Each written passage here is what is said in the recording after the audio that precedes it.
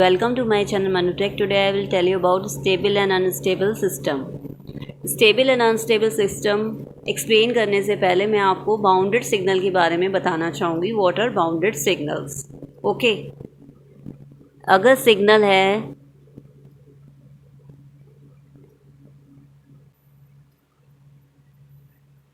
if signal is of this type, ठीक है, means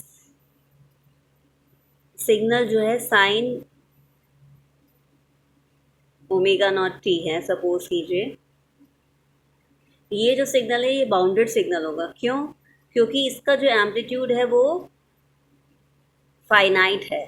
ठीक है, फाइनाइट है क्योंकि इसका जो एम्पलीट्यूड है वो 1 और -1 के बिटवीन टॉगल करता है, एज वी नो दैट. ठीक है, तो साइन ओमेगा टी क्या हो गया? Bounded signal. Because its amplitude is finite. Okay, कुछ एग्जाम्पल्स और लेते हैं बाउंडेड सिग्नल के. सपोज कीजिए अगर सिग्नल है लाइक दिस, ठीक, रेक्टेंगुलर पल्स फंक्शन है. ठीक है, तो ये भी बाउंडेड सिग्नल हुआ क्योंकि इसका जो एम्पलीट्यूड है वो फाइनाइट है. ठीक है, कुछ एग्जाम्पल और भी हैं, जैसे कि ये सिग्नल है triangular pulse function. This is also bounded signal. ठीक है, क्योंकि इसका भी एम्पलीट्यूड फाइनाइट है. सपोज कीजिए 2 है. ठीक, और अनबाउंडेड सिग्नल कौन से होते हैं? What are unbounded signal?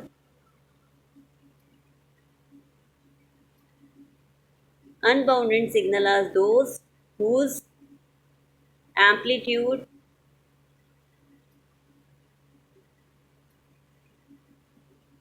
is not finite, means grow unnecessarily large. ठीक है, जैसे कि एग्जाम्पल हो गया दिस वन.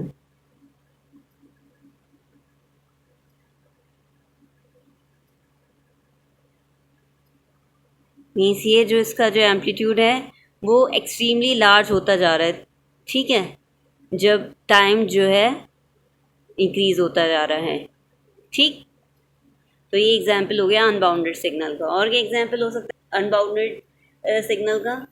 अगर एम्पलीट्यूड हो इस टाइप में, अगर ये रैम फंक्शन है, RAM function is also a unbounded signal क्योंकि ये इसकी जो टी इक्वल्स टू इनफाइनाइट पर इसकी जो वैल्यू है वो इनफाइनाइट ही आएंगी. और क्या एग्जाम्पल हो सकते हैं अनबाउंडेड सिग्नल के? इसे if amplitude is of this type, this is also an example of unbounded signal. और क्या एग्जाम्पल हो सकता है? मीन्स इसकी वैल्यू जो है इनॉर्मसली लार्ज है.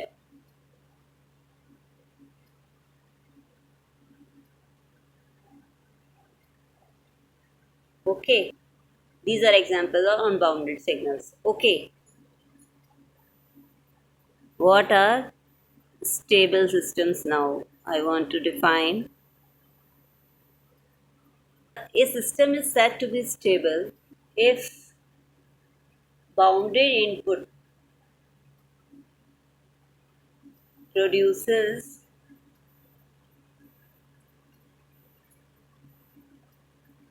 Bounded output. ठीक है, मीन्स अगर कोई सिस्टम है दिस वन, इसको हम इनपुट दे रहे हैं एक्स टी सपोज, और ये वाई टी आउटपुट प्रोड्यूस कर रहा है. तो अगर हम सिस्टम को बाउंडेड इनपुट दे रहे हैं, सपोज कीजिए हमने ये इनपुट दिया है इसको, सिस्टम को एक्स टी ये है. ठीक, आउटपुट भी बाउंडेड ही प्रोड्यूस करेगा. ये इनपुट बाउंडेड है तो आउटपुट भी बाउंडेड ही प्रोड्यूस करेगा. मीन्स सपोज कीजिए कुछ इस टाइप में बाउंडेड आउटपुट जो प्रोड्यूस कर रहा है, तो ये सिस्टम क्या हो जाएगा? Stable system. This system is stable system क्योंकि bounded input bounded output produce कर रहा है.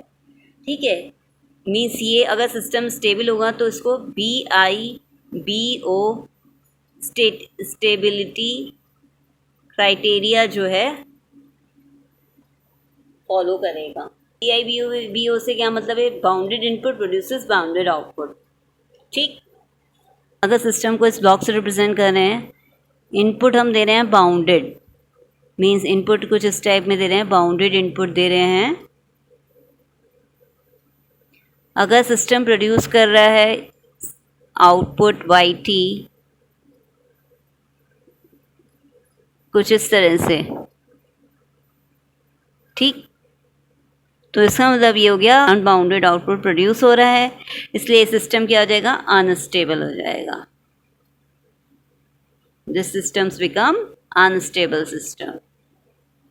And how we can prove a system is stable or unstable? There is a condition for a system to be stable.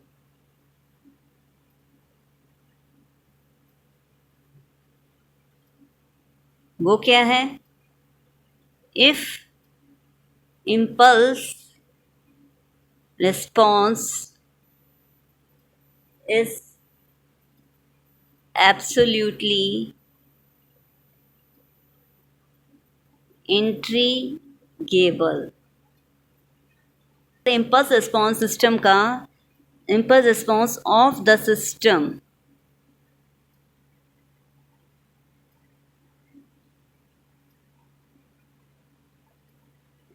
Is absolutely integrable. इससे क्या मतलब है? Impulse response से क्या मतलब है? अगर सिस्टम को हमने इम्पल्स इनपुट दिया है, ठीक, और वो जो आउटपुट प्रोड्यूस कर रहा है सिस्टम, मीन्स रिस्पॉन्स जो प्रोड्यूस कर रहा है सिस्टम, उसको कहेंगे इम्पल्स रिस्पॉन्स। उस इम्पल्स रिस्पॉन्स को किससे रिप्रेजेंट करते हैं? HT से।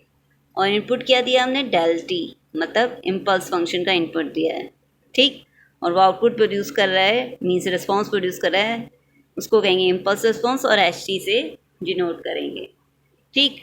अब कंडीशन क्या होती है for a system to be stable? अगर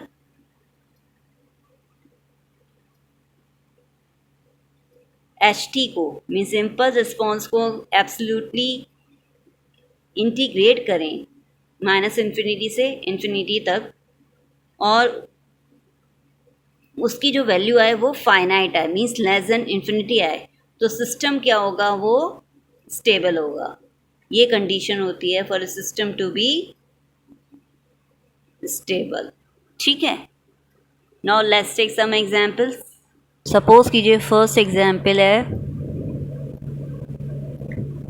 HT is equal to 3 + e⁻⁻4t UT। अब इस सिस्टम का फाइंड आउट करने के लिए कि ये स्टेबल है कि अनस्टेबल है, इसका जो इम्पल्स रिस्पॉन्स है उसका हमें एब्सोल्यूट इंटीग्रेशन फाइंड आउट करना पड़ेगा, ठीक है, मीन्स दिस वन।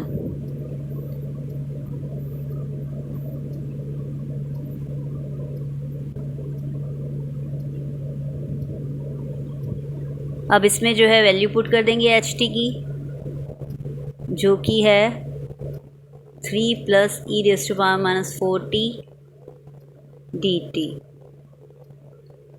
ठीक है, and it is also multiply by UT।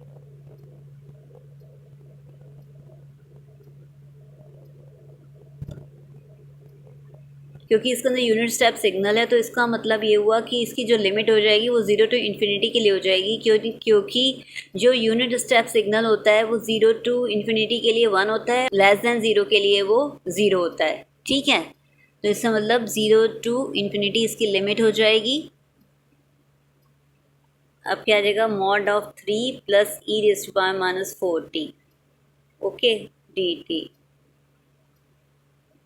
and this is equal to what? 0 to infinity 3 dt plus 0 to infinity e⁻⁻4t dt, okay. 3 का इंटीग्रेशन क्या होगा? 3t, ठीक है। अब इसके अंदर लिमिट पुट कर देंगे 0 to infinity plus e⁻⁻4t upon -4, ये इसका इंटीग्रेशन हो गया और लिमिट पुट कर दी 0 टू इन्फिनिटी। ठीक है, अब इसमें लिमिट पुट की, टी की लिमिट पुट की, तो ये क्या हो जाएगा 3 इन्फिनिटी -0 हो जाएगा टी की लिमिट पुट की, और यहाँ कितना हो जाएगा plus E raise to power minus infinity minus E raise to power 0। ठीक है, अब क्योंकि इसमें इन्फिनिटी -0 है मीन्स ये इनफाइनाइट ही हो गया, इसलिए इस एक्सप्रेशन को फाइंड आउट करने की अब नीड नहीं है, क्योंकि इस टर्म की वजह से इन्फिनिटी तो ऑलरेडी हो ही रहा है absolute integration of H T. ठीक है, तो क्योंकि absolute integration of H T infinity आ गया है, तो इसका मतलब ये जो सिस्टम है H T equals to 3 plus E raise to -4 T U T, ये अनस्टेबल हो गया, क्योंकि अभी मैंने आपको एक्सप्लेन किया कि सिंपल रिस्पॉन्स का अगर एब्सोल्यूट इंटीग्रेशन करते हैं तो अगर वो लेस देन इन्फिनिटी आता है तभी सिस्टम जो होता है वो स्टेबल होता है, अदरवाइज जो होता है अनस्टेबल होता है। नेक्स्ट लेते हैं example, H T is equal to omega naught cos omega naught T U T. Okay, अब फिर जो है इसमें minus infinity to infinity mod of H T D T find out करेंगे, and this will be equal to what, minus infinity to infinity omega naught cos omega naught T U T D T. Okay, and because of U T इसकी भी limit क्या हो जाएगी 0 to infinity, and omega naught को हम जो है write down कर सकते हैं आउटसाइड ऑफ इंटीग्रेशन, क्योंकि ये कांस्टेंट टर्म है, और इनसाइड क्या हो जाएगा absolute value of cos of omega naught T D T. ठीक है, अगर हम absolute value of cos omega naught T का 0 टू इन्फिनिटी इंटीग्रेशन करेंगे तो ये इन्फिनिटी के इक्वल आता है। ठीक है, क्योंकि ये इन्फिनिटी के इक्वल आ गया है, it means that absolute integration of impulse response is equal to infinity, that's why this system is also unstable system।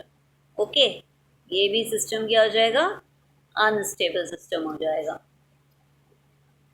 Some student might have problem कि ये एक्सप्रेशन कैसे इन्फिनिटी के इक्वल हो गया, absolute integration of cos omega naught T over 0 to infinity limits. ठीक है, ये इसलिए हुआ है क्योंकि अगर हम कॉस ओमेगा नॉट टी को ग्राफिकली ड्रॉ करें, एज वी नो दैट वो इस तरह से इसका जो है ग्राफ आता है।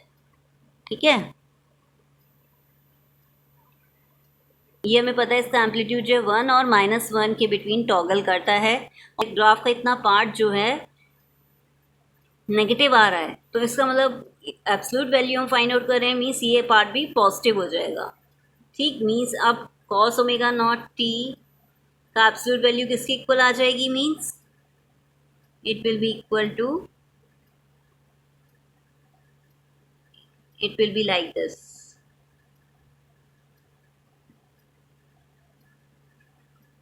मीन्स जो नेगेटिव पार्ट है वो भी पॉजिटिव हो जाएगा। और एज वी नो दैट कि ये जो इंटीग्रेशन होता है उसका मतलब होता है area under the curve, means ये एरिया प्लस ये एरिया प्लस ये एरिया प्लस ये एरिया, और ये जो एरिया ये इन्फिनिटी तक जाएगा। ठीक है, तो इसका मतलब इन एरियाज़ का जो सम करेंगे तो ये किसके इक्वल आ जाएगा इन्फिनिटी के इक्वल आ जाएगा। इसलिए ये जो है टर्म है कॉस ओमेगा नॉट टी का absolute value of cos omega naught T का जो इंटीग्रेशन है वो इनफाइनाइट के इक्वल आया है। Okay, understood, thank you.